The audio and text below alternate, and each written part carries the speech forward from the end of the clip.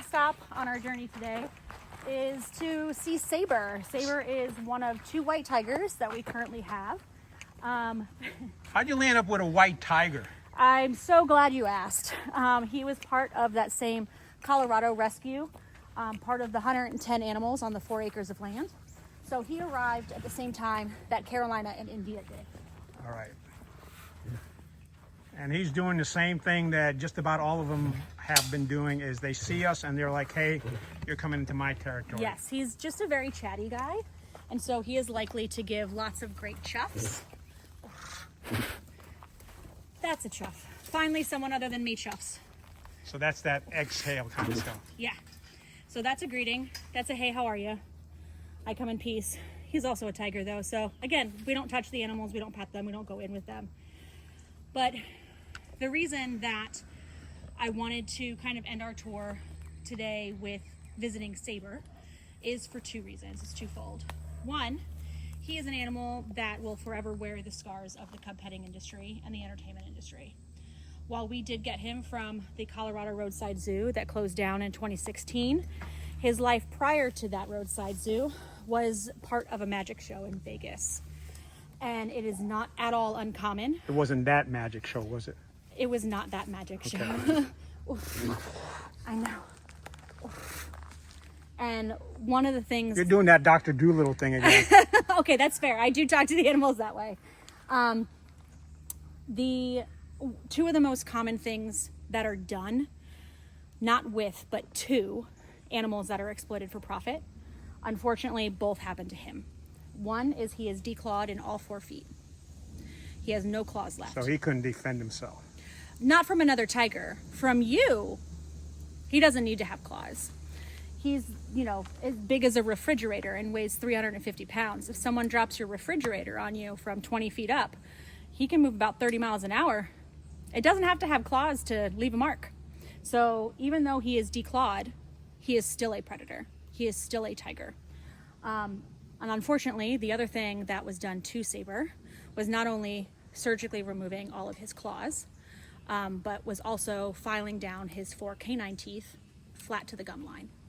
So he is declawed and he is defanged, all because oftentimes folks that are using them for profit when they are young want to make them safer for people to interact with. The fact of the matter is that it doesn't make them safer. All it does is it gives these animals lifelong complications from a process that you thought would make your guest feel more comfortable for the handful of months or years that they had that tiger. So do you have to feed him differently? We don't. So the good thing for Saber, one, is that he ended up here. He got the good roll of the dice there. He ended up at a sanctuary. But the teeth that they use to eat are not their canines up front. So if you picture your dog at home chewing on a bone, they don't nibble on it like an ear of corn. They turn their head and they chew with their specialized molars in the back of their mouth. They're called carnassial teeth. Only carnivores have carnassial teeth. And they fit together like blades on a pair of scissors and are peaked like a little mountain. So they shear off meat and pelt, and they will cut right through bone. And so if he gets a deer leg, he may drop it a few times as he moves it from where it lands in his enclosure to wherever he wants to eat it, because he doesn't have those canines to grab and hold. But he is going to get the same whole carcass diet that our other animals are. It's good to know. Yeah. And we can go over here. You can probably put your phone right up to the fence in front of him.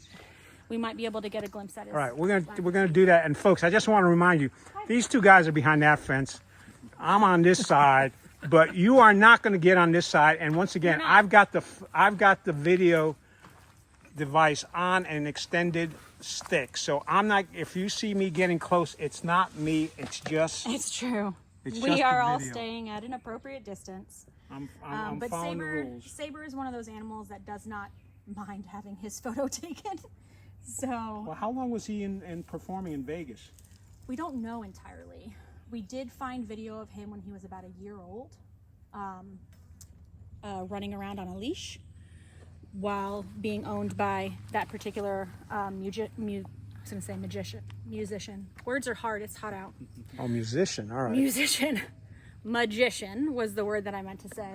So we know he was declawed and defanged as early as a year old, because in the video that we found, again, where he's being walked on a leash by that magician, show that he's already declawed and defanged at the age of 1. And how long has he been here? He came to us in 2016 and he was 6 when we got him. Okay. So you can see how large their paws are. I was going to say, he's a majestic looking guy. He's something. He's something. The other reason that I wanted to bring you to see Saber as our final stop of our tour is there are a lot of misconceptions around white tigers.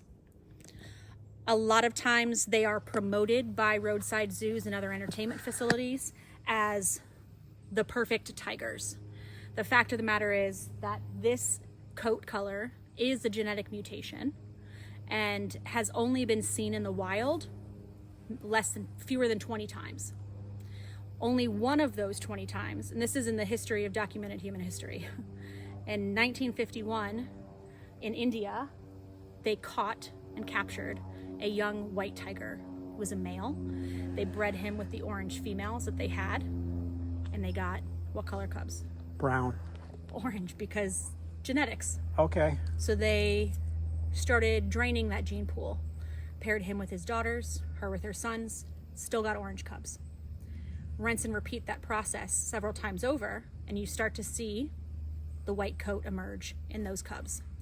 And every white tiger that you have ever seen, whether it is in person or on TV, including Saber, if there's a 23andMe for tigers, they could trace it back to the one white tiger that was captured in 1951. So that's the Adam of white tigers. One could say. In One India. could say. And so what happens is facilities that are breeding white tigers, they're not breeding for conservation. They're breeding for profit. This is a mutation that can occur in the wild, but maybe 1 in every 20,000 wild tigers would be born with a white coat. The population of Pittsburgh is greater than the population of wild tigers. Gotcha.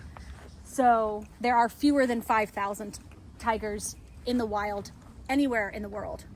So the likelihood of one being born, let alone making it to adulthood, is exceptionally low. And that's not happening here in the U.S. The breeding of white tigers? Right. Oh, 100% is. Okay. 100%. So that's part of our goal when people come out here, is to help them understand how deep this story goes and how relevant it is to people in the middle of North Carolina when you think of tigers living in Asia. It's literally in our backyards. When I first started here in 2014, it was legal to purchase a tiger cub on Craigslist, and it would be shipped to your house for a couple $100s. Luckily, there have been a lot of steps and progress made in my time here. There's still a long way to go though. And so when people come out and they get to see animals like Saber, who allow us to tell the white tiger story, we hope that they leave here knowing more than they started, and they help us to help others understand the plight of these animals and how they have the power of the consumer to only go to places and support organizations whose values align with yours. I'm never going to be behind somebody when they're buying tickets to a circus or anything online. I'm not going to be there. My job is to help them understand how that affects the animals so they can make a more informed decision going forward. They may still choose to go to those types of facilities, but we hope that most of our guests who come out here learn from the life that these animals had before they came to us and help us get to the goal of eliminating that as an opportunity or option here in the U.S. All right, folks, so we're going to finish up the tour here with the white tiger and his story. And look, that is one happy cat. Folks who have a cat or a dog, you know that is one happy cat. And he didn't oof. What was that you called again? Chuff. Chuffed. He chuffed So at only us. tigers chuff. Only and tigers only chuff. lions oof. All right, I'll have to write that down. All right, folks. So we're going to say bye, and we're going to thank the whole folks here, and we're going to talk later about how you can come and tour the site, and also what you need to do if you want to volunteer the site, at the site.